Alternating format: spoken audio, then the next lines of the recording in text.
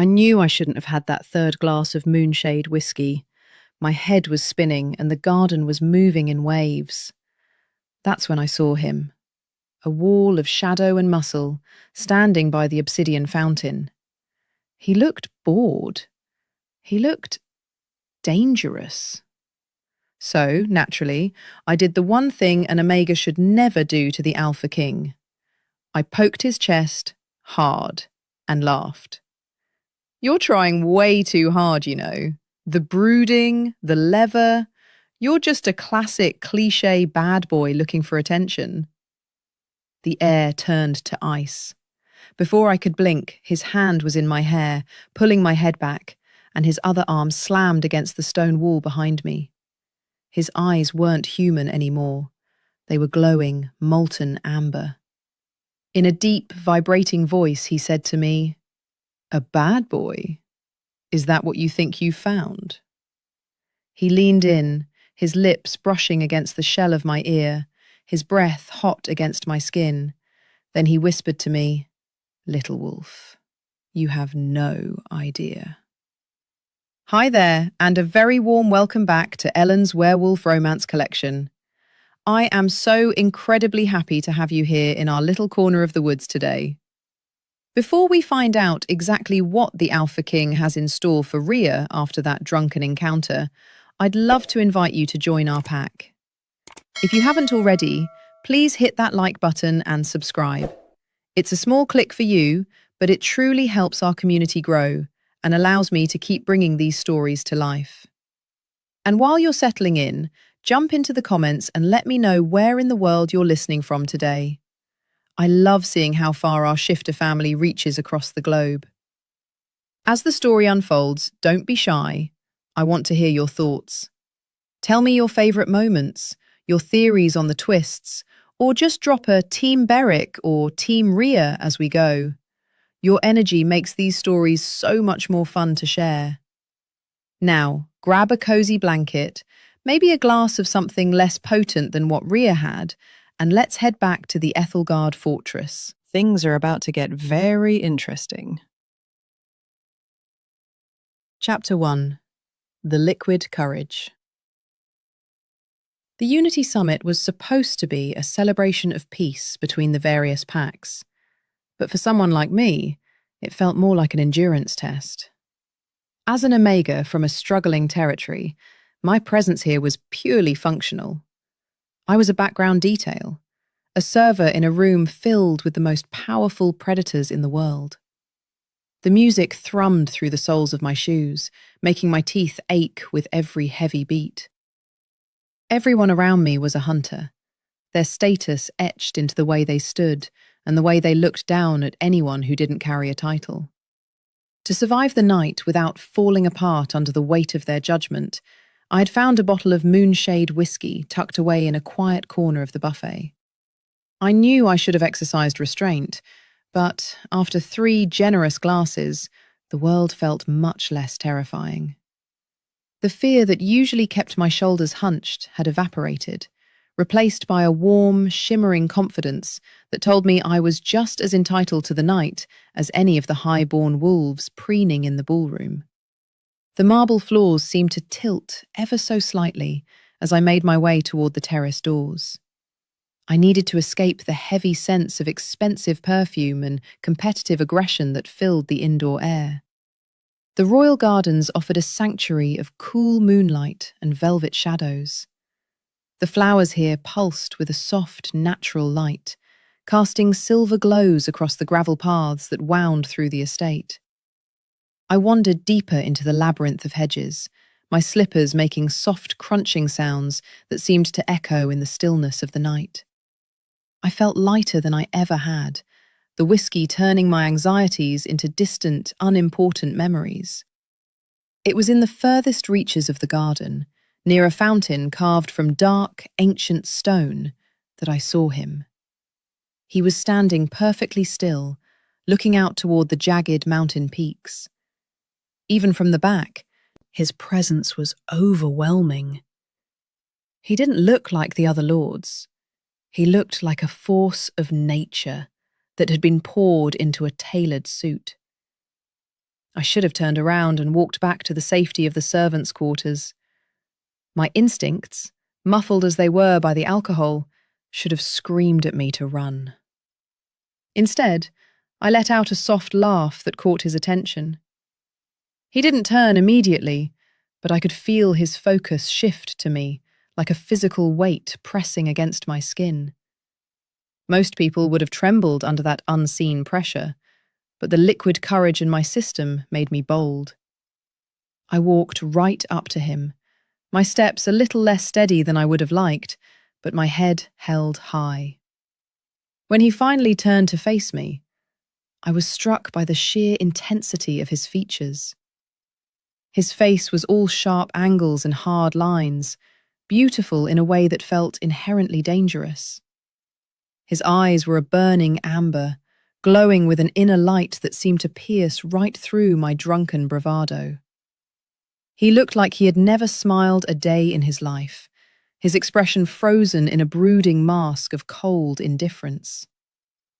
"You know, you're really overdoing the whole dark and mysterious routine," I said, the words slipping out with a playful lilt I never would have used while sober. I actually reached out and poked his chest, my finger sinking slightly into the expensive fabric of his jacket. His heart was beating with a slow, powerful rhythm that I could feel even through the material. The scowl, the shadows, the way you're standing here all by yourself, it's a bit much. You're just a classic, cliché bad boy, aren't you? You think if you look mean enough, no one will notice you're just as bored as the rest of us. I tilted my head, grinning at him as if we were old friends sharing a private joke. I had no idea of his identity, but in that moment, he was just a handsome man who clearly needed to lighten up. The silence that followed my comment was heavy and cold. I watched as his amber eyes narrowed, the glow within them intensifying until they looked like molten metal. He didn't speak, and he didn't pull away from my touch. Instead, he moved with a speed that made my head spin. Before I could even blink, he had his hand tangled firmly in my hair, tilting my head back so I had no choice but to look up at him. His other arm slammed against the stone pillar behind me, pinning me into the small space between the cold rock and his massive heat. The scent of rain and cedar enveloped me, and for the first time that night, a shiver of genuine fear cut through my intoxication. He leaned in until his lips were hovering just inches from my ear, his body pressing firmly against mine until I could feel the strength of his frame. A low growl vibrated deep in his chest, a sound that felt like it was shaking my very bones. It wasn't the sound of a man. It was the sound of a king who had just been challenged by someone of no consequence. I could feel the raw power radiating off him, a shimmering aura of dominance that made my wolf whimper in the back of my mind. He was so much more than I had realized, a predator of such magnitude that the atmosphere seemed to hum with his displeasure. His grip on my hair was firm, a claim that let me know he was in complete control of the situation. He whispered against my skin, his voice a dark rasp that sent a jolt of electricity down my spine. "A bad boy?" he growled, the words dripping with a dangerous sort of amusement. He pulled me even closer, his chest rising and falling against mine as he took in my scent. I could see the darkness swirling in his eyes, a glimpse of the beast that lived just beneath the surface of his regal exterior. He looked at my mouth for a lingering second before his gaze snapped back to mine, pinning me in place with the sheer force of his will. "Little wolf, you have absolutely no idea what I am or how much trouble you've just walked into." The look in his eyes told me that the night was only just beginning, and my drunken mistake was about to change the course of my life forever. Chapter 2. The Hangover from Hell. The first thing I registered was the silence. It wasn't the bustling, chaotic silence of the servant quarters back home, nor was it the heavy, expectant silence of the summit ballroom. This was a deep, mountain silence, that felt as though it had been carved out of the very rock itself. My head throbbed with a rhythmic intensity that matched the pulsing of my heart, a direct consequence of the moonshade whiskey that had seemed like such a good idea only hours before.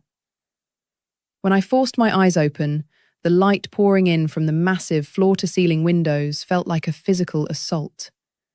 I groaned, pulling a duvet that felt softer than a summer cloud over my face, trying to shield myself from the reality of the morning. The fabric was made of the finest silk, cool against my skin and smelling faintly of cedar and cold mountain rain. That scent triggered a flash of memory that made my blood turn to ice. I remembered a pair of molten amber eyes, a hard chest against my finger, and a growl that had vibrated through my very soul. I bolted upright, ignoring the way the room spun and the way my stomach lurched in protest. This was not my room. This wasn't even the modest guest house assigned to the lower-ranking visitors of the summit. The bed was a sprawling expanse of carved dark wood and silver inlay, large enough to accommodate an entire family of wolves. The walls were adorned with tapestries depicting ancient lunar cycles and great battles of the past. Everything in this space screamed of ancient wealth and absolute authority. I scrambled out of the bed, my feet sinking into a rug so plush it felt like walking on moss. My clothes from the night before were gone, replaced by a simple but elegant tunic made of soft linen. The panic began to set in as I realized I had no idea how I had gotten here, or what had happened after the Alpha King had pinned me against that stone pillar in the garden. I stumbled toward the windows, hoping to see a familiar landscape, but the view that met me was breathtaking and terrifying all at once. I was high up, so high that the clouds seemed to drift just beneath the balcony railing. Jagged peaks of grey stone and white snow stretched out in every direction, a natural fortress that looked completely impenetrable. This was Ethelgard, the legendary mountain seat of the Midnight Throne. I was in the heart of the Alpha King's power, a place where very few Omegas were ever permitted to set foot. The memory of my voice, slurred and overconfident, calling the most dangerous man alive a bad boy, echoed in my mind, and I felt a wave of nausea that had nothing to do with the whiskey. I had to get out. I had to find a way back to my pack before the king decided exactly how he wanted to punish me for my insolence. I rushed to the massive double doors of the chamber, my breath coming in short, jagged gasps. I grabbed the silver handles, praying they would turn, but as soon as I pulled, the doors remained stationary. I pulled again, harder this time, a whimper escaping my throat. From the other side, I heard the heavy clank of metal against metal. The doors swung inward, and I found myself staring at the broad chests of two elite warriors. They wore the dark steel armor of the king's personal guard, their expressions as cold and unmoving as the stone walls around us. They didn't move to attack, but they crossed their long spears in front of the doorway, creating a physical barrier that I knew I couldn't break. The reality of my situation finally settled over me, heavy and suffocating. I wasn't just a guest who had overstayed her welcome. I was a prisoner in a golden cage, and the man who held the key was the very same bad boy I had mocked in the moonlight. Chapter 3. The Golden Cage. "I need to speak with whoever is in charge," I said, my voice shaking despite my best efforts to sound authoritative. The two guards didn't even blink, their eyes focused on the wall behind me. It was as if I weren't even a person to them, but merely a task they had been assigned to complete. The frustration began to bubble up beneath my fear, a small spark of the fire I had felt in the garden returning to my chest. "You can't just keep me here. I have a pack. I have responsibilities. My alpha will be looking for me." Even as I said the words, I knew they were hollow. My alpha was a man who would gladly trade 10 Omegas like me for a favourable trade agreement with the Midnight Throne. He wouldn't be looking for me. He would be looking for a way to apologize for my existence. The king has decreed that you are to remain within these quarters for the time being. A new voice boomed from the hallway. The guards shifted slightly, making room for a man with a scarred face and a weary but sharp gaze. He wore the insignia of a commander, and his presence carried a weight that commanded immediate respect. He stepped into the room, his eyes scanning me with a mixture of curiosity and something that almost looked like pity. "I am Commander Bram. I suggest you make yourself comfortable, Rhea. The king is currently occupied with the closing ceremonies of the summit, but his orders regarding you were very specific. You are to be treated with the respect due to a guest of the crown, but you are not permitted to pass these doors without his personal escort." I stepped back, my hands curling into fists at my sides. A guest? Guests are allowed to leave. Guests don't wake up in locked rooms with guards at the door. Why am I here, Commander? If this is about what I said in the garden, I was intoxicated. I didn't know who he was. I'm happy to apologize, or leave a written statement, or do whatever is necessary to make amends. Just let me go home. The commander sighed, a sound that seemed to carry the weight of 1,000 years of service. He looked around the opulent room as if seeing it for the first time, then turned his gaze back to me. There was something in his expression that suggested he knew more than he was letting on, a secret that was hidden behind the professional mask of a soldier. "The king does not care about your apologies, Rhea," Bram said quietly, his voice dropping to a level that the guards wouldn't easily overhear. "He is a man of many moods, and you happen to catch him in one that no one has seen in a very long time. You called him a cliché. You poked him in the chest. You treated the alpha of alphas like a common troublemaker. In his world, that is either a sign of supreme madness or a sign of something far more significant. He is keeping you here because he wants to find out which one it is. For your sake, I hope it's the latter." He turned on his heel before I could find the words to respond, the doors slamming shut behind him with a finality that made my heart sink. I was trapped in a mountain fortress with a man who was fascinated by my defiance, and I realized with a jolt of terror that my disappearance was exactly what he had intended from the moment he whispered those words in my ear. Chapter 4. The Art of Invisibility. 3 days had passed since I was brought to Ethelgard, and I had quickly learned that the only way to survive the crushing weight of the fortress was to disappear within it. To my surprise, the guards had eventually relaxed their vigil over my room, allowing me to wander the hallways as long as I didn't attempt to approach the main gates or the lower mountain passes. I had spent every waking hour memorizing the layout of the castle, avoiding the main thoroughfares where the king and his advisors were likely to be found. I became a ghost in the halls of power, slipping through service tunnels and using narrow spiral staircases that were meant for the castle staff. My goal was simple. I would be so quiet, so unremarkable, and so difficult to find that King Beric would eventually lose interest in his new toy and send me back to the coast. I had developed a routine of waking up before dawn when the mountain air was at its sharpest and the castle was still draped in shadows. I would sneak down to the kitchens during the shift change, grabbing a loaf of crusty bread and some fruit before retreating back to the upper levels. I spent most of my time in the Great Library, a massive chamber filled with the smell of old parchment and beeswax. It was the one place where I felt a strange sense of peace, surrounded by the wisdom of generations of wolves who had come before me. The library was so vast that I could tuck myself into a corner on the third balcony and go an entire day without seeing another living soul. I read through dusty scrolls and ancient maps, searching for any mention of the Silver Site or the lost lineages of my people, though I told myself I was just looking for a way out. Despite my best efforts to remain unseen, I could feel the king's presence everywhere. The fortress was an extension of his will, and every stone seemed to pulse with his authority.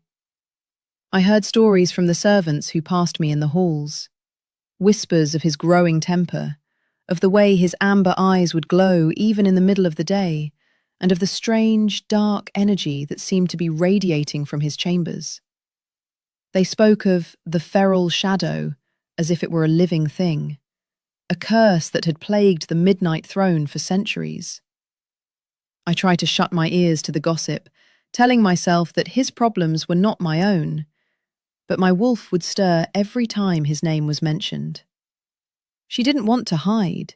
She wanted to find him, to see if the bad boy she had challenged was truly as broken as the rumours suggested.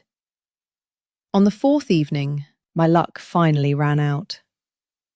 I had stayed in the library later than usual, lost in a book about the migratory patterns of the northern packs. The sun had long since dipped below the peaks, leaving the room illuminated only by the soft glow of the moon through the glass ceiling. I packed my things, moving silently toward the exit, when I heard the heavy, unmistakable sound of footsteps on the marble floor. They weren't the hurried steps of a servant or the rhythmic clanking of a guard. They were slow, deliberate, and carried a weight that made the very air in the room vibrate. I ducked behind a massive oak bookshelf, my heart hammering against my ribs so loudly I was sure he would hear it. The scent of rain and cedar filled the space, a primal warning that the master of the house had returned to his sanctuary, and I was exactly where I shouldn't be. Chapter 5. A Scent of Cedar and Rain. I pressed my back against the cold wood of the bookshelf, holding my breath until my lungs began to ache. The footsteps stopped just a few feet away from my hiding spot, and I could hear the faint rustle of fabric as he moved. The silence that followed was heavy with the weight of his presence, a magnetic pull that seemed to draw all the heat out of the room. I squeezed my eyes shut, praying that the shadows would be enough to keep me hidden, but I could feel his focus narrowing. He wasn't looking for a book, he was looking for me. The air didn't need to be thick for me to feel the raw power he was putting out, an alpha's command that made my knees weak and my wolf howl in a mixture of fear and longing. I realized then that my avoidance had been a complete failure. He had known exactly where I was every single second I had been in his home. "You've become quite the shadow, Rhea," he said, his voice a low, melodic rasp that seemed to echo through the empty library. "My guards told me you were exploring the service tunnels yesterday. You have a very creative mind for someone who claims to be so afraid of me." I didn't move, my heart racing so fast it felt like a trapped bird in my chest. I didn't want to give him the satisfaction of seeing me tremble, but the sheer gravity of his voice was hard to resist. He took another step, the sound of his boots against the floor sounding like a death knell in the quiet room. "I could have commanded you to appear at dinner every night. I could have had you brought to my study the moment you woke up. But I wanted to see how long you would try to run in a place with no exits." I realized there was no point in hiding any longer. I stepped out from behind the bookshelf, my chin tilted up in a desperate attempt to regain some of the bravado I had lost. Beric was standing by a large reading table, the moonlight from above catching the sharp angles of his face and making his amber eyes glow with a terrifying intensity. He wasn't wearing his crown or his formal robes. He was dressed in a simple black shirt with the sleeves rolled up, revealing the powerful cords of muscle in his forearms. He looked more like the bad boy I had mocked in the garden than ever before. But there was a darkness beneath his eyes that I hadn't noticed during the summit. He looked exhausted, haunted by a weight that no crown should ever place on a man's head. "I wasn't running," I lied, my voice sounding far steadier than I felt. "I was just enjoying the library. It's the only place in this mountain that doesn't feel like a prison." He let out a short, dark laugh, a sound that carried no real merity. He moved closer, and I instinctively took a step back, my heels hitting the edge of the bookshelf. He didn't stop until he was standing directly in front of me, his height casting a long shadow over my smaller frame. The heat coming off him was staggering, a living force that seemed to pull at my very soul. He reached out, his hand hovering just inches from my cheek, and I felt a jolt of electricity leap between us. "You think this is a prison?" he whispered, his eyes dropping to my mouth for a fraction of a second. "Little wolf, the real prison is the one I've been living in for years, and you are the only thing that has managed to rattle the bars." Chapter 6. The Midnight Scavenger. I waited until the grandfather clock in the hallway struck 2, its heavy bronze chime echoing through the silent corridors like a warning I was determined to ignore. My stomach had been growling for hours, a persistent reminder that skipping dinner to avoid the Great Hall had come with a physical price. I slipped out of my room, my bare feet silent on the cold stone floors. The fortress at night was a different creature entirely, the shadows stretching and yawning in the dim light of the flickering wall sconces. I navigated the back staircases with the ease of someone who had spent the last few days memorizing every crack in the masonry. My goal was the main kitchen, a place I knew would be deserted at this hour, offering me the chance to scavenge enough supplies to last through another day of hiding. When I reached the heavy oak doors of the kitchen, I paused, pressing my ear to the wood. Hearing nothing but the crackle of a dying fire in the hearth, I pushed the door open just wide enough to slip inside. The room was vast, filled with the lingering smells of roasted meats and savoury herbs. I moved toward the pantry, my eyes scanning the shelves for anything portable. I managed to find a small loaf of crusty bread and a wedge of hard cheese, wrapping them in a linen cloth I found on the counter. Just as I was about to reach for a stray apple, a low, smooth voice drifted through the darkness, stopping my heart mid-beat. "The bread is better with the blackberry preserved in the 3rd jar on the left," the voice said. I spun around so quickly I nearly knocked over a tray of silver spoons. King Beric was sitting at a long wooden preparation table in the centre of the room, his form partially obscured by the shadows. He wasn't wearing his royal regalia. Instead, he was dressed in a simple dark tunic that was unbuttoned at the throat, looking less like a monarch and more like a restless spirit. A single candle flickered between us, casting long, dancing shadows across the sharp planes of his face. He looked at me with an expression that was dangerously close to amusement, his amber eyes tracking my every movement. I stood frozen, clutching my stolen bread to my chest like a shield. "I didn't realize anyone else would be awake," I managed to say, my voice sounding thin in the cavernous room. I wanted to run, to bolt through the door and disappear back into the safety of the upper levels, but my legs felt as though they had been turned to lead. Beric didn't move to stop me. He simply sat there, watching me with a predatory stillness that made the hair on my arms stand up. The bad boy energy I had mocked was radiating off him in waves, a raw, untamed power that seemed to hum in the very floorboards beneath my feet. "Sleep is a luxury I haven't enjoyed in a very long time," he replied, his voice a velvet rasp that made a shiver of awareness race down my spine.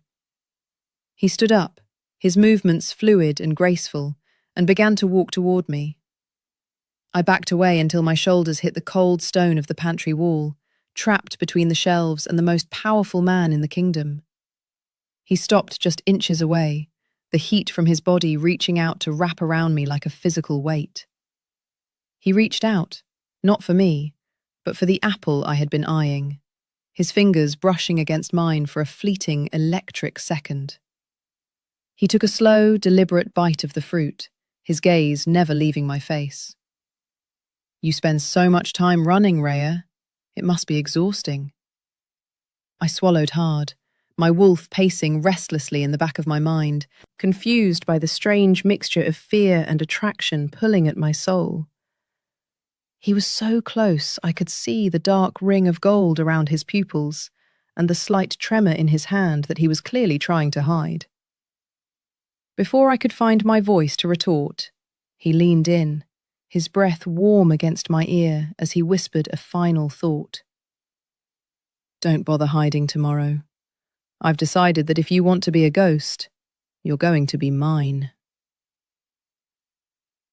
Chapter 7. The Decree of Service.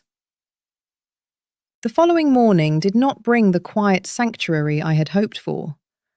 I was jolted awake, not by the sun, but by a rhythmic, insistent pounding on my chamber door that felt like it was vibrating through my very skull.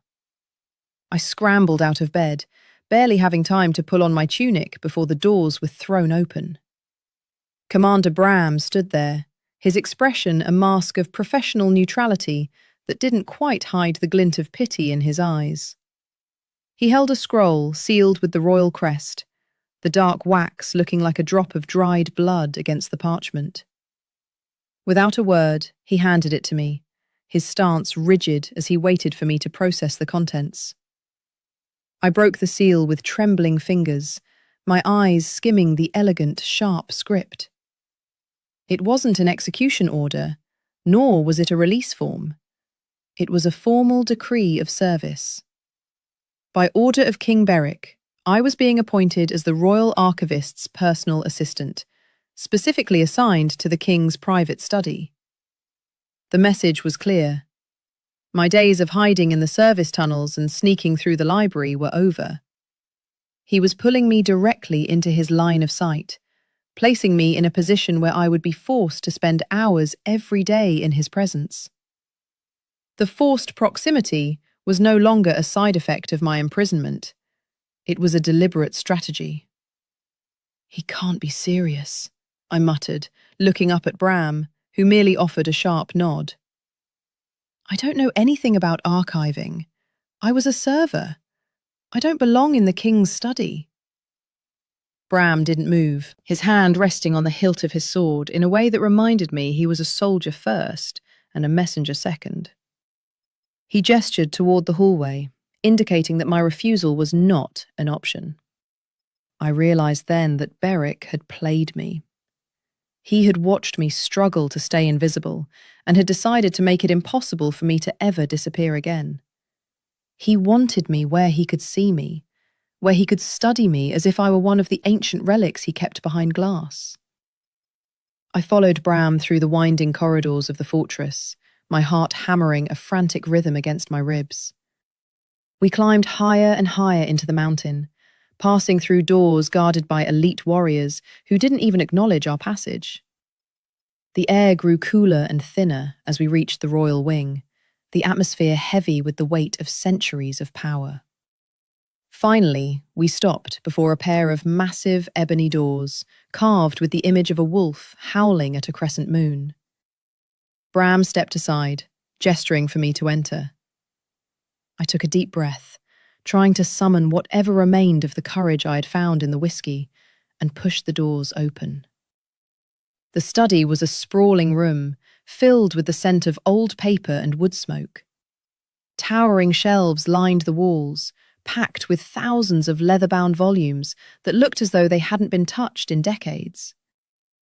In the center of the room sat a massive desk of dark wood, and behind it, framed by a window that looked out over the sheer drop of the mountain, was Beric. He didn't look up as I entered, his focus entirely on the document he was signing. The silence in the room was suffocating, a physical pressure that made me want to scream just to break the tension. He finally set the pen down, his amber eyes lifting to meet mine with a look of predatory satisfaction. "Welcome to your new position, Ria. I suggest you start with the scrolls on the far left. They've been waiting for someone with your unique perspective." Chapter 8. The King's Amusement. The first few hours in the King's study were an exercise in psychological warfare. I sat at a small, cramped table in the corner, surrounded by piles of crumbling parchment that smelled of dust and forgotten history.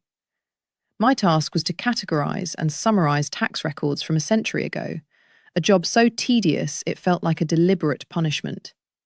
Every time I looked up, I found Beric watching me. He wasn't even pretending to work half the time. He would simply lean back in his chair, his fingers steepled under his chin, observing me with a disturbing intensity. He was waiting for me to break, for the silence to drive me into another outburst that he could pick apart with that sharp, analytical mind of his.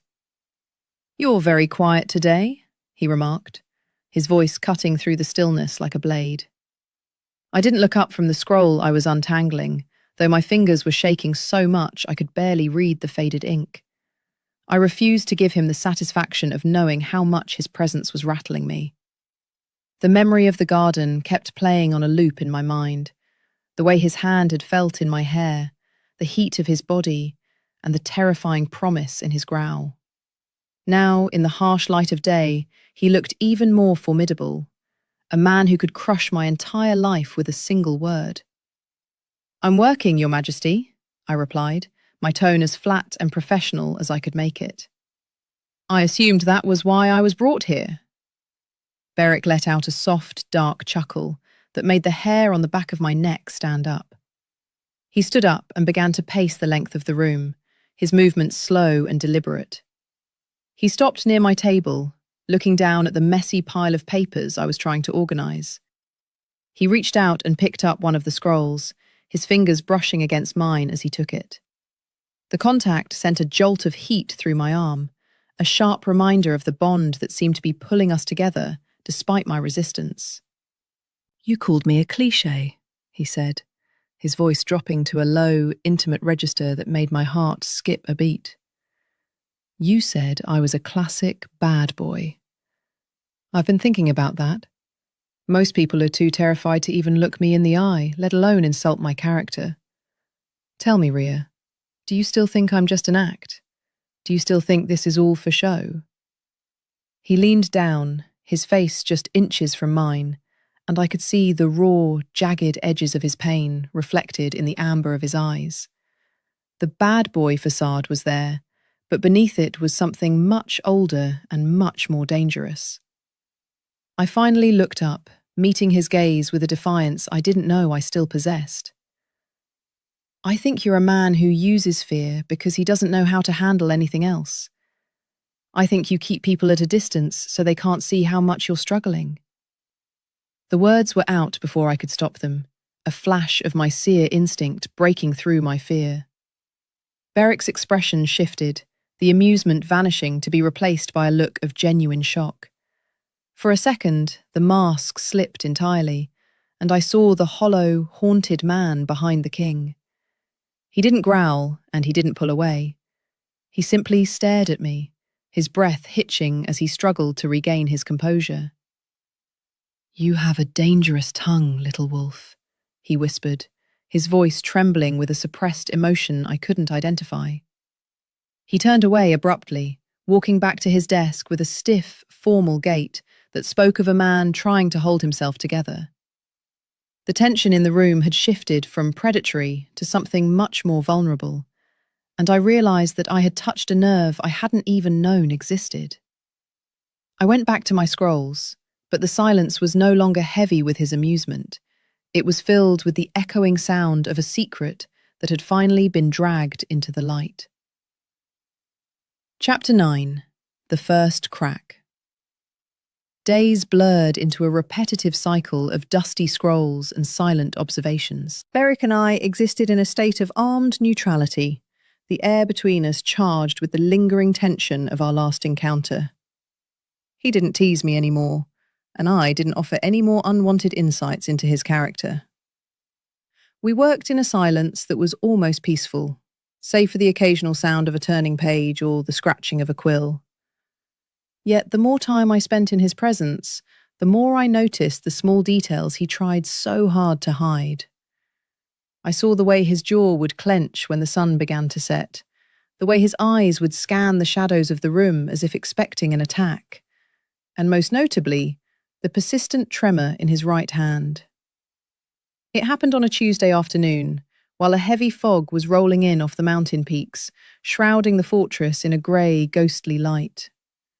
Beric was attempting to sign a decree when his hand suddenly seized, the quills skittering across the parchment and leaving a jagged blot of ink in its wake.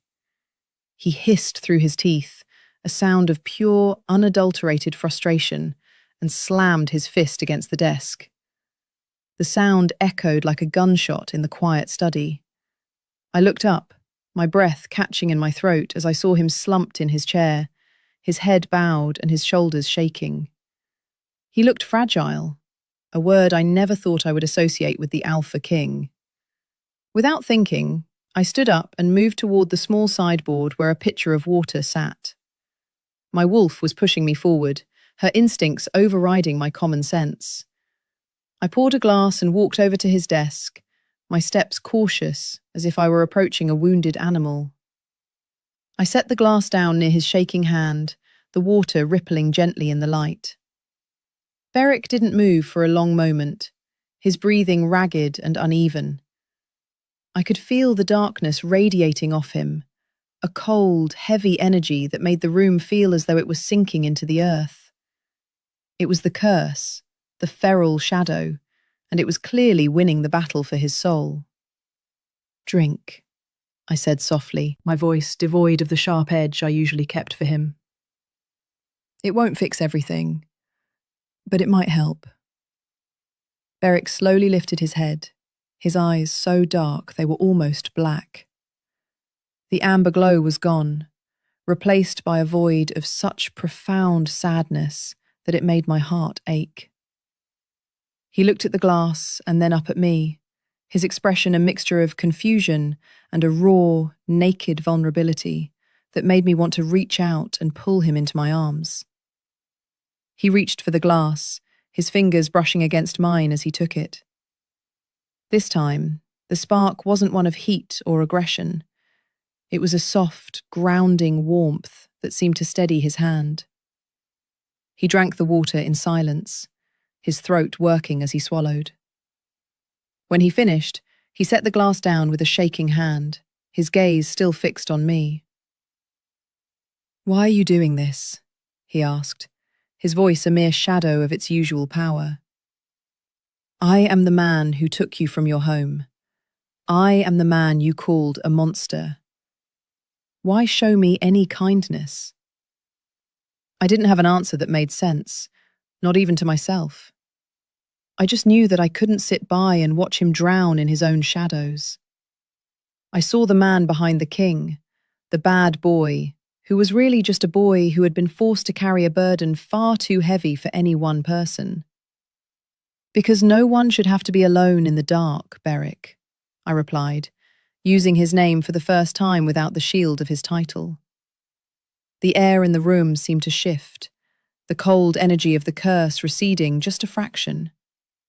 He reached out, his hand finally steady, and tucked a stray lock of hair behind my ear. The touch was so light, so tender, that it nearly broke me. We stood there for a heartbeat, two lost souls finding a momentary sanctuary in the middle of a storm, until a sudden, violent crash of thunder shook the entire fortress. The sky outside turned a bruised, angry purple, and I felt a surge of ancient, malevolent power rising from the depths of the mountain. Chapter 10. The Feral Shadow. The storm that broke over Ethelgard was unlike anything I had ever witnessed on the coast. It wasn't just rain and wind. It was a physical manifestation of the mountain's fury. Lightning arced across the sky in jagged, violet veins, illuminating the study in brief, terrifying bursts of light. With every peal of thunder, the dark energy I had felt earlier intensified, swirling around Beric like a living shroud. He stood up abruptly, his eyes snapping back to that hollow, lightless black. He didn't look at me as he shoved past the desk, his movements jerky and uncoordinated. I watched in horror as his shadow seemed to detach itself from the floor, lengthening and twisting into a monstrous shape that mirrored his every move. "Get out, Rhea," he growled, the sound no longer coming from his throat, but seemingly from the very air around him. "Go to your room and lock the door. Do not come out, no matter what you hear." He didn't wait for a response, stumbling toward the private door that led to his inner sanctum. I could hear the sound of furniture being overturned and the shattering of glass as he moved. The feral shadow was taking over, the curse reaching its peak as the moon climbed behind the storm clouds. I stood frozen in the middle of the study, the bread and scrolls forgotten, my entire being vibrating with a terrifying, magnetic pull toward the source of the darkness. I tried to obey him. I really did. I made it as far as the hallway, my heart hammering a frantic rhythm against my ribs. But as I reached the main staircase, a sound echoed through the stone corridors that stopped me in my tracks. It wasn't a growl or a roar. It was a cry of pure, agonizing pain, a sound so lonely it made my soul weep. My seer blood, dormant for so long, suddenly surged through my veins like liquid silver. I could see the lines of power connecting me to him, glowing threads of light that were being stretched to the breaking point. My wolf wasn't afraid of the shadow. She was mourning for the man trapped inside it.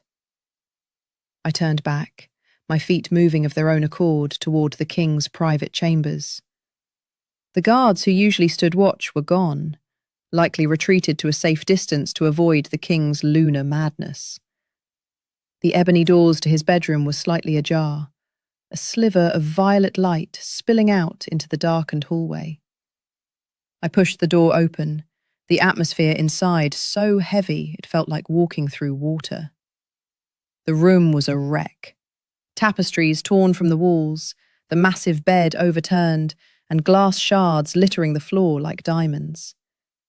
In the centre of the chaos was Beric, kneeling on the floor, his body racking with violent tremors. He was half transformed, his hands tipped with sharp black claws, and his skin glowing with a sickly, iridescent light. The shadow behind him had grown into a towering entity of smoke and malice, its claws raking across his back as it tried to tear its way out of his body. I stepped into the room, my silver sight flaring to life, allowing me to see the curse for what it truly was, a parasite of dark magic feeding on his life force.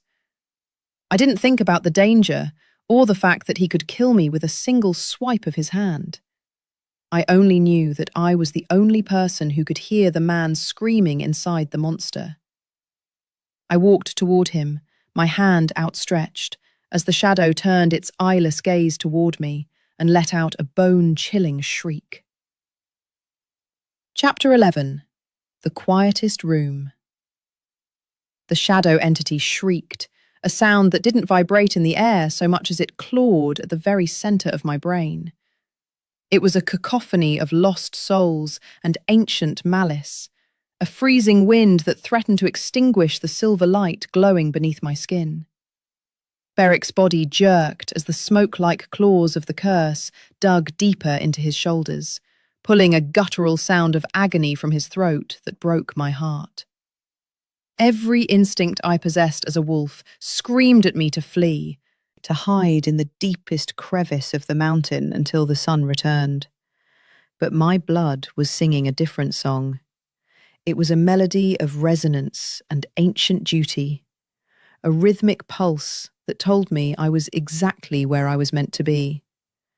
I took another step forward, my bare feet navigating the jagged shards of glass that littered the floor.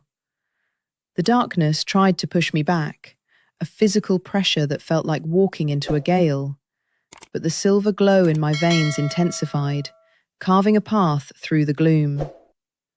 I reached the center of the room and sank to my knees beside him. Beric's transformation was a horrific sight. His skin was stretched tight over shifting bone, and his eyes were swallowed by that terrifying, empty void. He looked up at me, but I knew he couldn't see me through the haze of the feral shadow. He was lost in a nightmare of his own making, a king drowning in a sea of ancestral trauma. I didn't hesitate. I reached out and placed my hands firmly on his cheeks, my palms resting against the burning heat of his skin. The moment our flesh met, a shockwave of energy rippled through the room. The shadow entity recoiled, let out a final frustrated hiss, and began to dissolve back into the floorboards. Beric's entire frame went rigid before he collapsed forward, his head landing heavily on my shoulder. The silence that followed was the loudest thing I had ever heard. The storm outside continued to rage, but inside this circle of two, the world had gone perfectly still. I held him there, my arms wrapping around his trembling form as his breathing began to slow and settle. The iridescent light on his skin faded, replaced by the natural warmth of a man who had finally found a moment of peace. I could feel the steady beat of his heart against mine, a frantic rhythm that gradually synchronized with my own. My silver sight stayed active, showing me the dark stains of the curse receding into the corners of his soul, held at bay by the simple proximity of my touch. I was his anchor, the only thing keeping him from drifting away into the permanent madness of his lineage. We stayed like that for hours, two figures huddled amidst the ruins of a royal chamber. I didn't care about the danger anymore, nor did I care about the secrets he was hiding. All that mattered was the weight of him in my arms, and the way his fingers curled into the fabric of my tunic, as if he were afraid I would vanish if he let go. He was the most powerful man in the world, a king who could command armies and shatter mountains. Yet in the quietest room in Ethelgard, he was just a soul seeking shelter. As the first grey light of dawn began to creep through the shattered windows, Beric finally stirred. He didn't pull away immediately. Instead, he rested his forehead against mine, his amber eyes fluttering open. They were clear now, the molten gold back in full force, but they were filled with a profound, aching vulnerability that made me catch my breath. He looked at me as if I were a miracle he didn't deserve, and I realized with a jolt of terror that the slow burn of my feelings had finally reached a flashpoint. Chapter 12. The Library's Secret. The morning after the storm felt like waking up in a different world. Beric had been whisked away by Commander Bram and a team of healers as soon as the sun broke over the peaks, leaving me alone in the wreckage of his suite. I had been escorted back to my room, but sleep was impossible. My mind was a whirlwind of questions and silver light memories. I waited until the fortress was fully awake before making my way back to the great library. I didn't go to my usual corner. Instead, I headed for the restricted archives in the basement, a place I had noticed during my midnight wanderings, but had been too afraid to enter. The door was heavy iron, but to my surprise, it swung open at my touch, as if the castle itself were inviting me to discover its hidden truths. The basement was cool and smelled of damp stone and ancient ink. I moved through the aisles of iron-bound chests until I found a section dedicated to the genealogy of the Midnight Throne. My fingers traced the spines of heavy, dusty tomes until I found one that felt warm to the touch. It was bound in white leather and lacked a title. As I opened it, the pages began to glow with a faint, silvery luminescence. I began to read, and the pieces of the puzzle finally started to click into place. The book spoke of the lost seers, a bloodline of Omegas who were the natural counterparts to the Midnight Kings. Our blood wasn't just a mark of rank, it was a biological antidote to the feral shadow. We were designed to be the balance to their chaos, the light that could lead them back from the edge of the abyss. As I turned the pages, I saw illustrations of rituals that made my skin crawl. The seers weren't just mates, they were often treated as living sacrifices, their life force drained to keep the kings sane. The lineage hadn't died out by accident. It had been hunted and hidden away to prevent the kings from ever being truly cured. The High Council preferred a king who was burdened and unstable, a man who was easier to manipulate. If a seer was found, she was to be brought to the fortress and bound to the throne, her power used as a battery for the Alpha's instability. I felt a cold chill settle in my marrow as I realized that Beric hadn't kept me here because of a drunken insult. He had sensed what I was from the moment I touched him in the garden. I wasn't a guest or even a prisoner. I was a resource. I closed the book, the heavy thud echoing in the hollow silence of the basement. I wanted to be angry, to feel betrayed by the man who had looked at me with such raw need only hours before. But as I thought of his shaking hands and the way he had collapsed into me, the anger wouldn't come. I saw a man who was fighting a war on two fronts, one against the darkness in his blood, and another against the snakes in his own court. I was a tool to the council, but to Beric, I was something else entirely. I stood up, determined to find him and demand the truth, but as I turned to leave, a shadow blocked the doorway. It wasn't Beric, and it wasn't the commander. It was a woman, dressed in flowing robes of deep violet, her eyes sharp and calculating. She looked at the book in my hand, and then at me, a cruel smile spreading across her face that told me my secrets were no longer my own. Chapter 13. The Masked Gala. The woman was High Priestess Morana, and within an hour of our meeting in the archives, she had orchestrated a transformation that left me feeling like a stranger to myself. The High Council had declared a grand gala to celebrate the stability of the kingdom, and I was to be the centerpiece of the evening. I was bathed in oils, my hair woven with silver threads, and dressed in a gown of midnight blue that seemed to shimmer like the night sky. The fabric was so fine, it felt like a second skin, clinging to my curves in a way that made me feel exposed despite the elegant cut. I was no longer the server from a coastal pack. I was being presented as a lady of the court, a move intended to quiet the rumours of the king's madness by showing a picture of royal harmony. The gala was held in the Great Hall, a room of staggering proportions, illuminated by thousands of candles. The atmosphere was a sharp contrast to the summit. Here, the air was filled with the sense of expensive wine and old money, a polished veneer of civility covering the jagged teeth of the elite. As I walked down the grand staircase, every eye in the room turned toward me. I could hear the whispers, the sharp intake of breath as the lords and ladies tried to place me.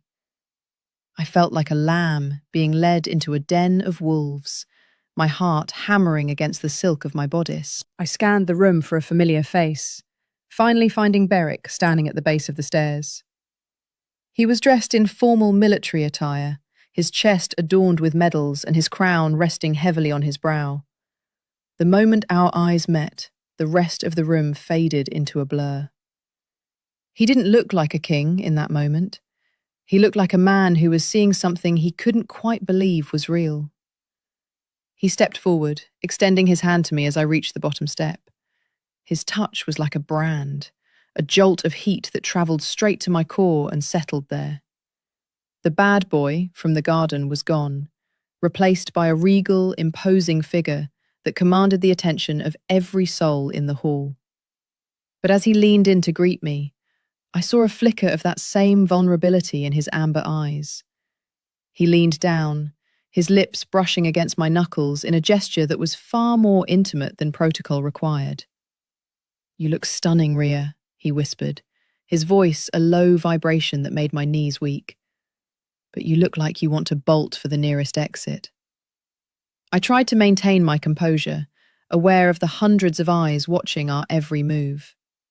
The forced proximity of the dance floor was approaching, a requirement of the evening that I was both dreading and craving. I wanted to ask him about the book, about the seers, and about the way he had held me in the storm, But this was a theatre, and we both had roles to play. He led me toward the centre of the hall as the orchestra began a slow, haunting waltz. As he pulled me into his arms, the physical tension between us became an almost tangible force, a slow burn that threatened to consume us both before the first note had even finished. Chapter 14. A Dance with Danger. The music was a flowing, melancholic melody that seemed to pull at the very fibres of my soul. Beric's hand was firm on the small of my back, guiding me through the intricate steps of the waltz with a grace that felt entirely too natural. We moved as one, our bodies perfectly synchronized in a way that defied our short acquaintance. I could feel the eyes of the High Council on us, a heavy weight of judgment and expectation, but I forced myself to focus only on the man holding me. The scent of rain and cedar was overwhelming, a primal anchor that kept me grounded even as my head spun from the sheer intensity of the moment. We were surrounded by the elite of the kingdom, yet it felt as though we were the only two people in existence. "They think they've won," Beric said softly, his voice barely audible over the music. "The council thinks that by putting you in this dress and forcing this dance, they can control what happens between us. They see you as a solution to a problem they don't want to solve." I looked up at him, meeting his amber gaze with a boldness that seemed to surprise him. The bad boy mask was firmly in place for the crowd, but his eyes were wide open to me. I could see the shadows of the curse still lingering at the edges of his pupils, a constant reminder of the stakes we were playing for. I realized then that every move he made was a calculated risk, a desperate attempt to protect me from the very people who claimed to serve him. "And what do you see, Beric?" I asked, my voice steady despite the flutter in my chest. "Do you see a solution, or do you see a person?" He stopped for a fraction of a second, the rhythm of the dance momentarily broken, before he smoothed it over with a practiced step. He pulled me closer, until there was no space left between us, his heart beating a frantic rhythm against my own. The air between us was electric, a slow burning heat that made it hard to breathe. He looked down at me, and for a fleeting moment, I saw a flash of the man who had been kneeling on the floor of his chamber, broken and hurting. He looked like he wanted to say 1,000 things, but the walls of the fortress were filled with ears. "I see the only person who hasn't tried to break me," he whispered, his grip on my hand tightening. "I see a woman who mocked a king, and then saved his soul without even knowing why." He spun me around, the skirts of my gown flaring out like a dark cloud, and for a moment, the world was nothing but light and motion. But as the dance reached its crescendo, I saw Marana standing near the edge of the floor, her gaze fixed on us with a cold, predatory intensity. She wasn't watching the dance. She was watching the way the silver light was beginning to pulse beneath my skin, reacting to Beric's proximity. The realization hit me with the force of a blow. The gala wasn't a celebration. It was a test, and I was failing to hide exactly what I was from the people who wanted to use me most. Chapter 15. The Jealousy of High Priestess Marana. As the music faded and the applause of the court filled the hall, Beric was pulled away by a group of insistent generals, leaving me standing alone at the edge of the dance floor. I felt a sudden sharp chill that had nothing to do with the temperature of the room. I turned to find Marana standing directly behind me, a glass of dark wine in her hand and a look of pure, unadulterated venom in her eyes. She leaned in, her presence feeling like a physical stain on the beauty of the evening. She didn't bother with the pleasantries of the court. She went straight for the jugular, her voice a sharp hiss that cut through the noise of the party. "You think you're special, don't you?" she sneered, her gaze raking over my gown with obvious disdain. "You think because he looks at you with a bit of hunger, you found a place in this house. But you are nothing but a tool, Rhea. a battery to keep his madness at bay, so the rest of us can continue to run this kingdom. He doesn't love you. He needs you, and there is a very dangerous difference between the two. I felt the blood drain from my face, her words echoing the fears I had tried to bury in the library. She stepped closer, her scent a cloying, heavy floral that made my stomach churn. She was a woman who had spent her entire life vying for the power that now seemed to be resting in my hands, and she wasn't going to let it go without a fight. The seers were never queens, Marana continued, her voice dripping with malice. They were property. They were kept in the dark and used until there was nothing left of them but empty shells. Do you really think Beric is any different from the alphas who came before him? He is a predator, and you are the only thing standing between him and a feral end. He will drain you, little wolf, and when you are finally spent, he will discard you for the next shiny thing that can quiet his mind. I wanted to shout, to tell her she was wrong, but the memory of the rituals in the book was too fresh in my mind. I looked across the room and saw Beric laughing at something a general had said, his face a perfect mask of royal indifference. Was he really just using me? Was the heat I felt between us just a biological reaction to a cure? The insecurity flared in my chest, a dark flame that threatened to swallow the progress I had made. I couldn't stay here, not with Marana's words poisoning the air and the weight of the crown pressing down on me from across the room. I turned and fled the great hall, ignoring the confused looks of the guests as I pushed through the heavy doors. I ran through the corridors, the silver threads in my hair coming loose and the silk of my gown snagging on the rough stone walls. I didn't stop until I reached the outer balcony, the cold mountain air hitting me like a slap. I looked out over the jagged peaks, the darkness of the world feeling more like a home than the glittering lights of the gala. I had to get away. I had to leave this mountain before I lost myself entirely to a man who might only see me as a way to stay sane.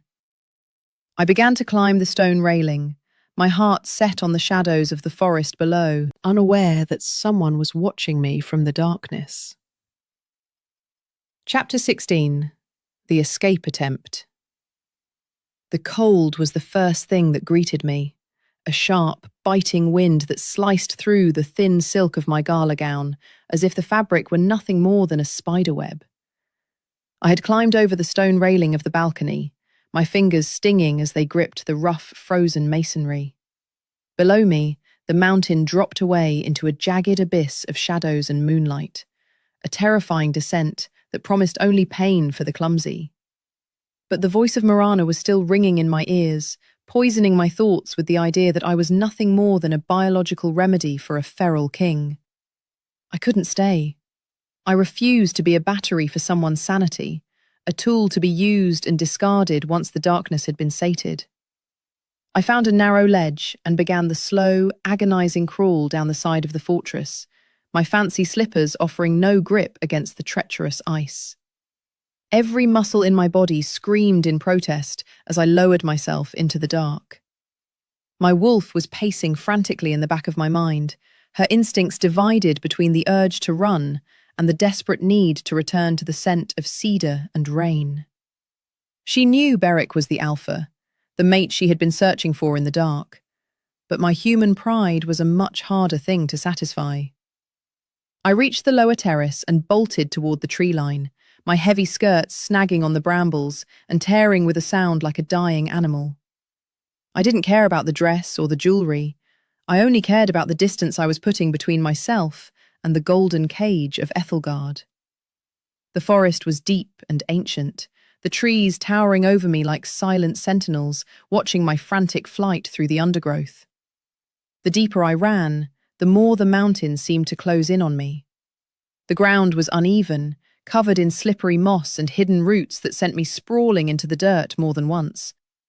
My breath came in ragged, burning gasps, and the silver threads in my hair were long gone, replaced by twigs and dried leaves.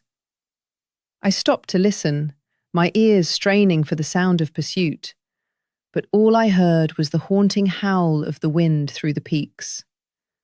I was alone, a low-ranking Omega lost in the wilderness of the high alphas, and for the first time, the reality of my situation began to sink in. I had no food, no warmth, and no way to defend myself against the predators that called these woods home. The courage the whiskey had given me so many nights ago was a distant memory, replaced by the cold, hard truth of my vulnerability. I pushed forward, driven by a stubborn refusal to be property, until the sound of a snap behind me made me freeze. It wasn't the wind, and it wasn't a falling branch. It was a heavy, deliberate step. I turned, my heart hammering against my ribs, and saw the glimmer of amber eyes through the trees. My wolf let out a submissive whimper, a sound I had never heard from her before. The shadow that emerged from the brush was massive, a silhouette of pure power that made the very earth seem to tremble. It wasn't the king in his royal robes, it was the hunter, the man who had warned me that I had no idea what he truly was. I backed away, my heel catching on a root, and fell backward into the cold, damp earth as the figure stepped into the moonlight. Chapter 17. The Hunter's Mercy. Beric stood over me, his chest heaving as if he had run the entire way from the fortress without stopping. He wasn't wearing his crown, and his military jacket was unbuttoned, revealing the raw intensity of the man beneath the title. He didn't look angry, which was almost worse. He looked devastated, his amber eyes searching my face with a desperate, searching longing that made my throat tighten. He didn't reach for me or growl an order for me to return. He simply stood there in the silence of the forest, the moonlight catching the silver light that was still pulsing faintly beneath my skin. The bad boy energy was there, but it was tempered by a profound, aching vulnerability that stripped away all my defenses. "Why?" he asked, his voice a low, broken rasp that seemed to vibrate in the marrow of my bones. "After everything, after the way the darkness quieted when you touched me, why would you run into the winter like this? You could have frozen to death, Rhea. You could have been taken by the wild packs that don't recognize the law of the throne." I looked up at him, my eyes stinging with tears I refused to let fall. The memory of Morana's words flared up, a bitter shield against the softness in his voice. I scrambled to my feet, ignoring the way my legs shook, and put a few more feet of distance between us. I wanted to scream at him, to tell him I knew about the seers and the way my blood was being used, but the words felt like lead in my mouth. "I'm not a tool, Beric," I finally shouted, the sound echoing through the trees. "I'm not a battery for your curse or a solution to your council's problems. I saw the books. I know what the seers were to the kings. You didn't keep me here because I insulted you. You kept me here because you needed a cure, and I was the only thing you could find." Beric winced as if I had struck him, his hands curling into fists at his sides.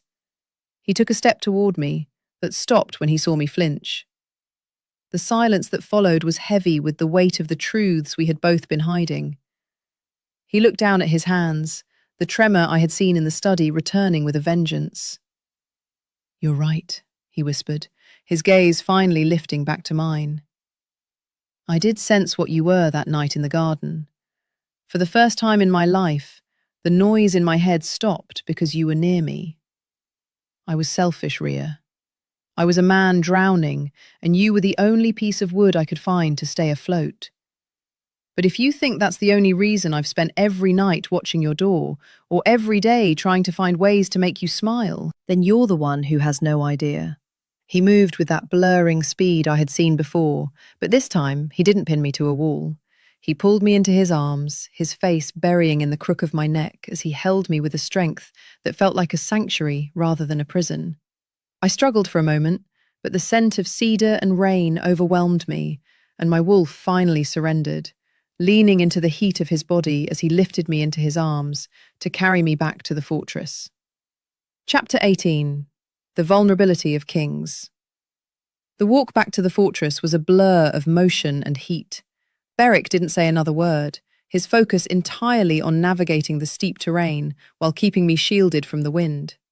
By the time we reached his private chambers, my body was numb from the cold, and my mind was a fractured mess of conflicting emotions. He set me down gently on the rug before the fireplace, immediately kneeling to stoke the embers into a roaring blaze. He didn't call for the servants or the healers. He fetched a heavy fur blanket himself and wrapped it around my shoulders, his hands lingering on my arms for a moment longer than necessary. The room was still a mess from the storm, a reminder of the beast that lived inside him. But right now, he was just a man trying to keep me warm.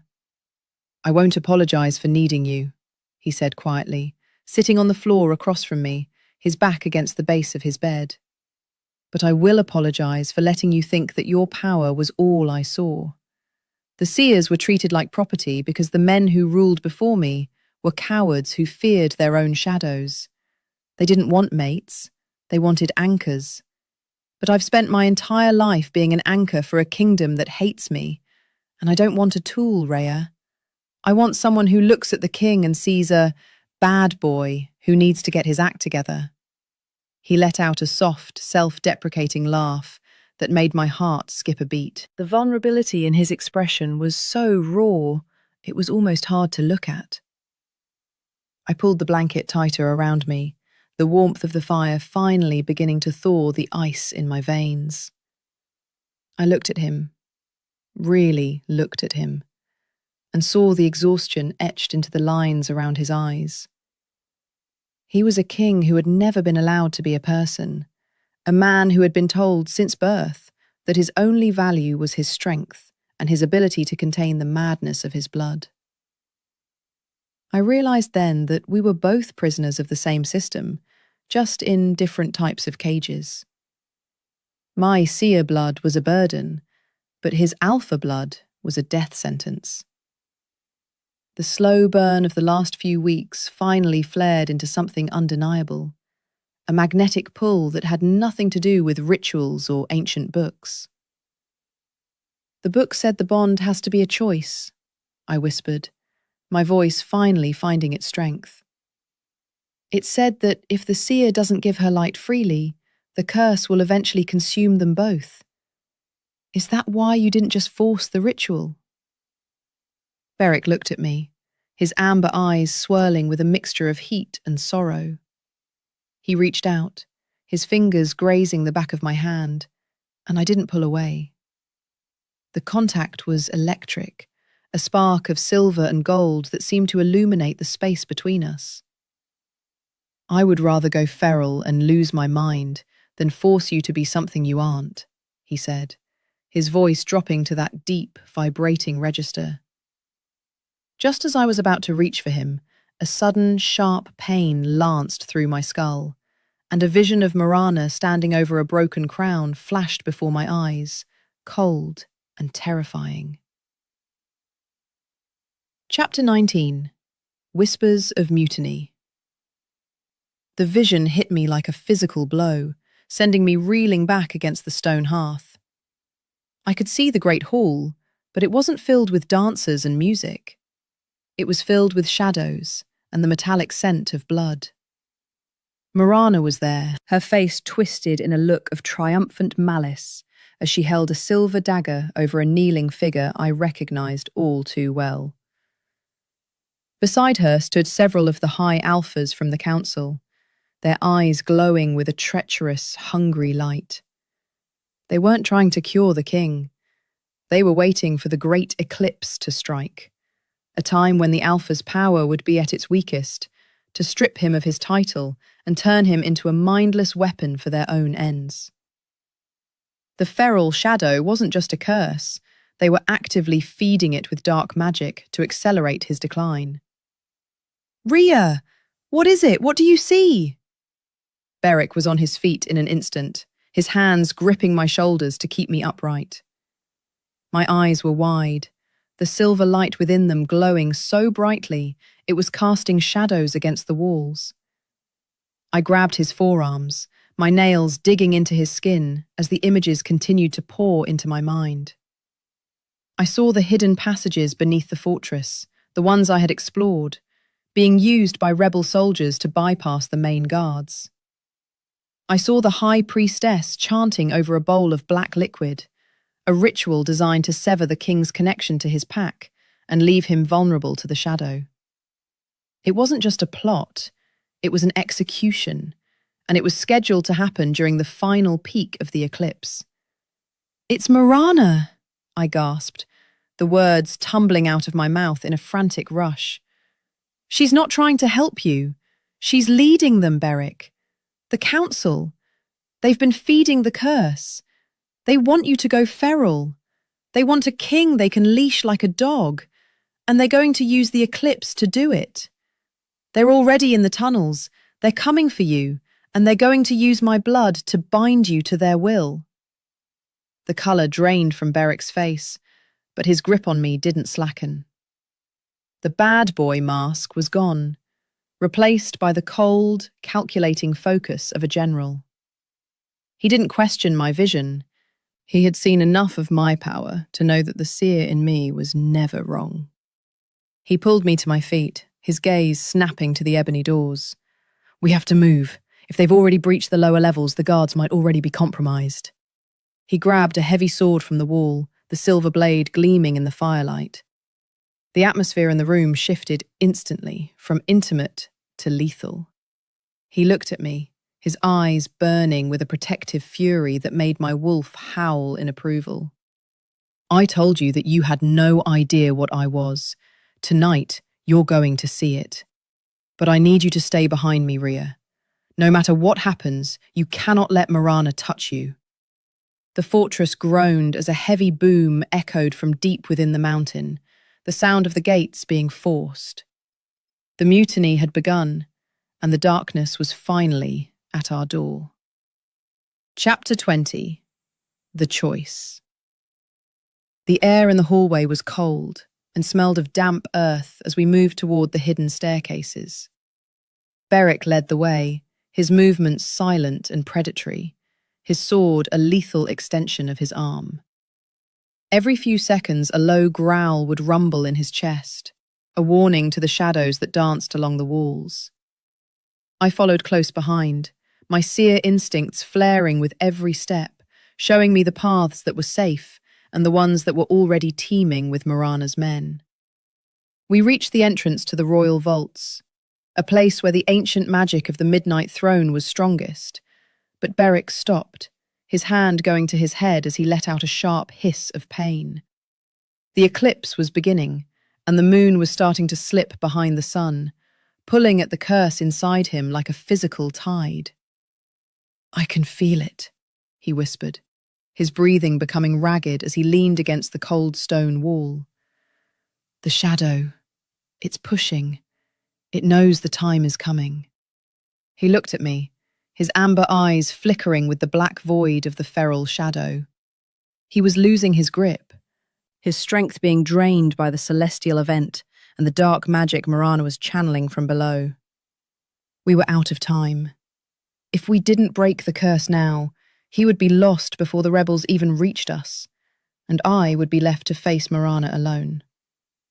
The choice I had been running from since the summit was finally standing right in front of me, stripped of all its complexity. It wasn't about the council, the kingdom, or the ancient books. It was about the man who had carried me through the snow. "The ritual," I said, my voice steady despite the chaos unfolding around us. "Beric, we have to do it now. If I bind my soul to yours, the light will be inside you. They won't be able to use the shadow to control you if it's gone." He looked at me, a flash of horror crossing his features. "No, you don't know what that means, Rhea. It's a permanent bond. You'll be tied to my madness, to my life, to every burden I carry. You'll never be able to leave." I stepped toward him, taking his face in my hands just as I had during the storm. I didn't see a king or a curse. I saw my mate. the other half of my soul that I had been too afraid to claim.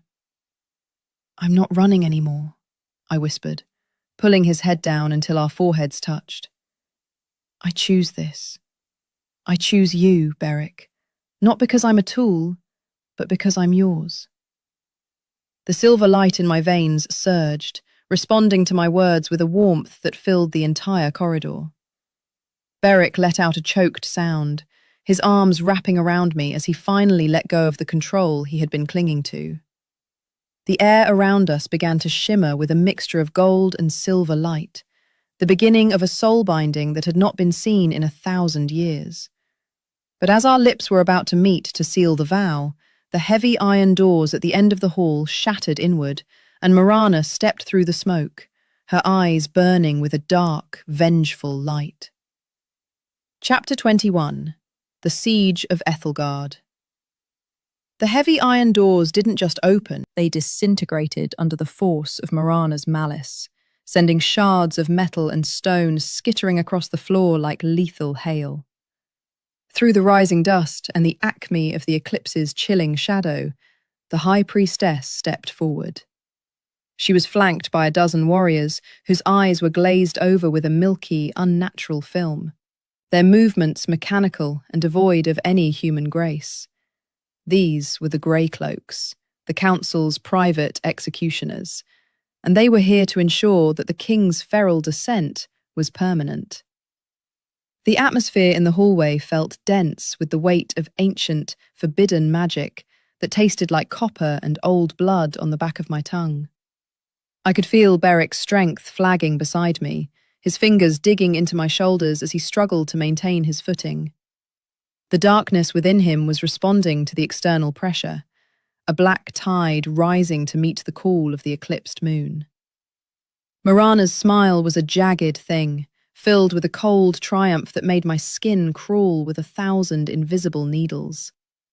She held a staff of gnarled wood, topped with a pulsing, violet crystal that seemed to drink in the remaining daylight.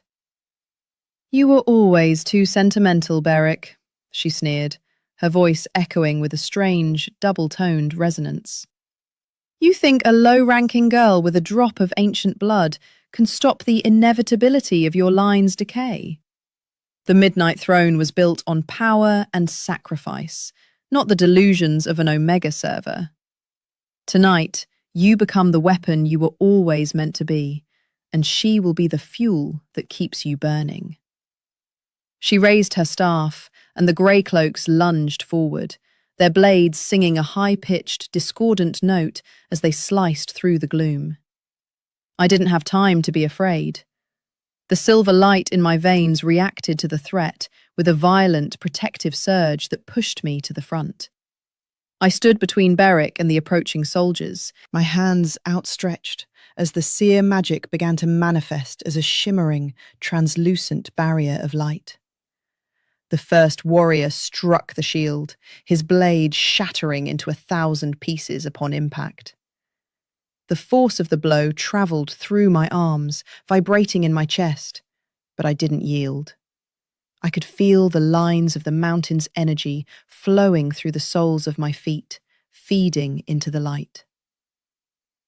Behind me, I heard the sound of Beric's sword leaving its sheath, a sharp, metallic ring that promised a different kind of justice.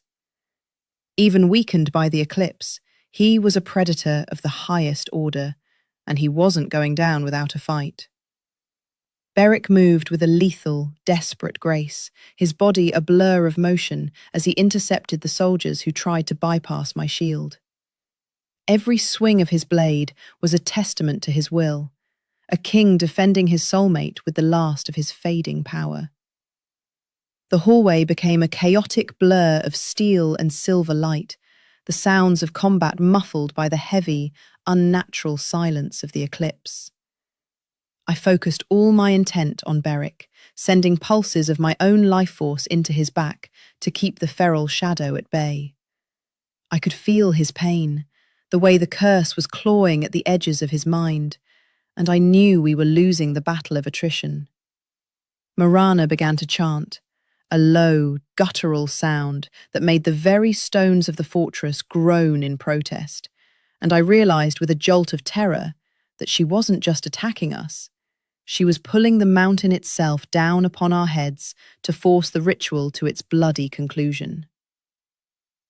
Chapter 22. The Eclipse Ritual. The sun was nearly gone now, leaving only a thin, haunting ring of light in the sky that cast the world into a bruised, purple twilight. The pressure in the hallway reached a breaking point as Marana's chant hit a fever pitch, the violet crystal on her staff glowing with a blinding, malevolent brilliance. The grey cloaks had been pushed back by Beric's relentless defence, but the cost was etched into the pale lines of his face and the way his breath came in jagged, bloody gasps. He fell to one knee, the sword clattering to the floor, as the black smoke of the feral shadow began to pour from his eyes and mouth. The curse had found its opening, and it was tearing him apart from the inside. I dropped to my knees beside him, my silver light flickering like a candle in a hurricane, and I knew that if I didn't act now, there would be nothing left of the man I loved to save. "Beric, look at me!" I screamed over the roar of the mountain's shifting stone. I grabbed his face, forcing him to meet my gaze even as the void tried to swallow the amber light in his eyes. The contact burned, a searing heat that travelled up my arms and into my heart, but I didn't let go. I began to channel everything I was, every memory of the garden, every moment of the library's quiet, and every spark of the slow burn attraction that had defined our time together, into the bond. I wasn't just offering him my blood, I was offering him my soul. I could feel the ancient magic of the seers recognizing the claim, a rhythmic, deep thrumming that started in the center of my being and expanded until it filled the entire corridor with a brilliant, blinding white light. The world seemed to dissolve into a sea of pure energy as I pushed my mind into his. I found myself in a landscape of jagged black glass and eternal storms, the heart of Beric's internal prison. The feral shadow was there, a towering beast of smoke and rage, but I didn't shrink away. I walked toward it, my silver sight showing me the man trapped at the center of the darkness. I reached out and took his hand, and the moment our fingers interlaced, the ritual was complete. I felt the snap of the bond as it locked into place, a permanent, unbreakable tether that linked our fates across time and space. The light from my soul flooded into the void, a tidal wave of purity that washed away the black rot of the curse and replaced it with a calm, steady brilliance. Outside the mental landscape, a shockwave of silver and gold erupted from our bodies, throwing Marana and her soldiers back against the walls with the force of a physical explosion. The violet crystal on her staff shattered into dust, its dark power extinguished by the purity of the true mate bond. The eclipse reached its peak, the world going completely dark for a single, breathless heartbeat. But within the hallway, we were glowing with the intensity of 1,000 stars. I felt the curse break, the heavy chains of the feral shadow dissolving into nothingness. Beric let out a long, ragged breath, his body finally relaxing as the iridescent light of the transformation faded into a healthy, vibrant glow. He looked at me, and for the first time since the summit, his eyes were clear, untainted by the madness of his blood, just as a final, desperate scream from Marana heralded the collapse of the ceiling above us. Chapter 23. The King Unbound. Dust and debris rained down from the fractured ceiling, but not a single stone touched us. A shimmering dome of gold and silver light had formed over Beric and me, a physical manifestation of the bond that now unified our power. I looked up and saw the High Priestess struggling to stand, her robes tattered and her face a mask of disbelief and fury. The grey cloaks lay scattered on the floor, their unnatural life force snuffed out by the breaking of the crystal. The eclipse began to recede, the first sliver of the sun's return cutting through the darkness like a promise of a new era. Beric stood up, his movements no longer jerky or pained, but filled with a terrifying, absolute authority that made even me tremble. He wasn't the bad boy king anymore. He was a sovereign who had been forged in fire and tempered by love. He stepped out from under the protective dome, his gaze fixed on Marana with a cold, lethal focus. The atmosphere seemed to bow to his will, the shadows retreating into the corners as he walked toward the woman who had tried to destroy him. "You spoke of power and sacrifice, Marana," Beric said, his voice a deep, vibrating bass that resonated through the very foundations of Ethelgard. "But you forgot the most ancient law of our kind. A king is only as strong as the mate who stands beside him. You tried to use my blood as a weapon, but you only succeeded in revealing the depth of your own treachery." He didn't even reach for his sword. He simply raised his hand, and a wave of raw alpha energy slammed into Marana, pinning her against the wall with the force of a mountain's weight. The high alphas who had been hiding in the shadows of the tunnels began to emerge, their hands raised in surrender as they saw the transformation of their king. They had expected a mindless beast to command, but they were faced with a man whose power was now bolstered by the light of a seer. The rebellion crumbled in an instant, the fear of the unbound king far greater than their ambition. Beric turned back to me, the lethal edge of his expression softening into a look of such profound devotion that it brought tears to my eyes. He reached out and pulled me into his arms, his heart beating a steady, powerful rhythm against my chest. The fortress was still in ruins, and there was much work to be done to root out the rest of the traitors. But for the first time in centuries, the Midnight Throne was secure. "It's over, Rhea," he whispered, his breath hot against my ear as he held me close. "The shadow is gone. I can think, I can feel, and it's all because of you." I leaned into his warmth, the exhaustion of the ritual finally beginning to take its toll. The silver light in my veins settled into a gentle, comforting hum, a constant reminder of the man who was now a part of me. We had survived the eclipse, the mutiny, and the curse, but the greatest challenge was still ahead of us. We had to build a kingdom where a low-ranking Omega could stand as a queen, and where a bad boy king could finally find the peace he had been denied for so long. I looked out through the shattered doorway at the rising sun, knowing that while the night had been long, the dawn belonged to us. Chapter 24. More Than a Bad Boy. The coronation was held 3 months later, not in the stuffy, aggressive atmosphere of the Great Hall, but in the royal gardens where our story had truly begun. The bioluminescent flowers were in full bloom, casting a soft, romantic glow over the assembled lords and ladies of every pack in the territory. The air was crisp and fresh, smelling of wet earth and the new growth of spring. I stood at the top of the marble stairs, my gown a masterpiece of silver silk and white fur that made me look like a creature of the moon itself. The silver sight was no longer a secret or a burden. It was the jewel of the crown, a power that I used to ensure justice and harmony throughout the realm. As I walked down the aisle toward the obsidian fountain, the crowd went silent, a mark of respect that had been earned through blood and sacrifice. Beric was waiting for me at the altar, looking every bit the sovereign he had become. He wore the traditional dark robes of the Midnight Throne, but he had discarded the heavy, restrictive crown of his ancestors for a simple silver band that matched my own. The look in his amber eyes as I approached was enough to make my heart stop. It was a mixture of pride, desire, and a love so deep it felt like it could span lifetimes. He took my hands in his, the warmth of the bond pulsing between us like a physical heartbeat.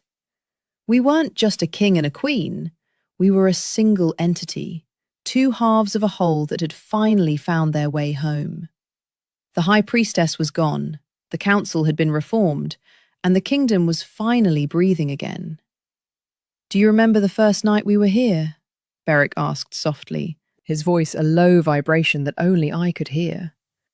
"In the garden at the summit, when you were so bold and so beautifully reckless." I laughed, the sound bright and clear in the evening air. "I remember a very brooding man who looked like he needed a serious reality check. I believe I called you a cliché." Beric chuckled, a deep, rich sound that made my wolf purr with contentment. He pulled me closer, his forehead resting against mine as the officiant began the final words of the ceremony. The transition from server to sovereign had been a journey of terror and transformation, but I wouldn't have traded a single second of fear if it meant losing the man holding me now. As the sun dipped below the horizon and the stars began to twinkle in the vast mountain sky, Beric leaned in for the kiss that would seal our union before the eyes of the world. It wasn't a tentative or formal gesture. It was a claim, a passionate promise of a future that we would build together. He pulled back just an inch, his lips brushing against mine as he whispered the words that had started it all. "You thought I was just a bad boy, Rhea. You thought you knew what you were getting into." He grinned, a flash of the playful, dangerous man I had first met appearing in his eyes. "You have no idea." I smiled back, my hand resting over his steady heart, knowing that while the world might still see him as a king to be feared, to me, he was simply the man who had pulled me in from the dark and never let go. And that, my dear listeners, concludes the story of Rhea and King Beric. I hope you enjoyed this journey through the mountains of Ethelgard as much as I enjoyed sharing it with you. Don't forget to like and subscribe to Ellen's Werewolf Romance collection so you never miss a new story in our world of shifters and soulmates. Drop a comment below and let me know which part of the Bad Boy King's journey was your favourite. Until next time, stay wild and keep listening.